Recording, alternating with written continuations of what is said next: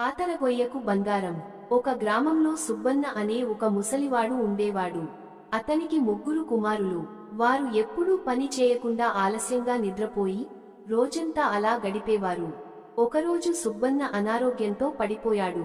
అప్పటికే తన పిల్లలు బద్ధకస్తులు అని తెలుసు కనుక అతను వారికి ఇలా చెప్పాడు: మన పొలంలో ఎక్కడో బంగారం పాతర ఉంది. మీరే దాన్ని తవ్వి వెతుక్కోవాలి. ముగ్గురు కుమారులు ఆసక్తిగా పొలం మొత్తం తవ్వారు. కాని బంగారం దొరకలేదు. అయితే తవ్విన నేల బాగా మెత్తబడింది. ఆ తర్వాత సుబ్బన్న వారితో అన్నాడు: ఇప్పుడు ఇందులో వరి నాటండి. ఇదే నిజమైన బంగారం.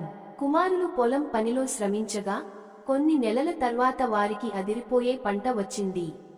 అప్పుడు వాళ్లకు తండ్రి చెప్పిన సత్యం తెలుసు: కష్టపడి పని చేస్తేనే బంగారం లభిస్తుంది. నీతి: పనితనం నిజమైన బంగారం. శ్రమించేదే నిజమైన సంపద.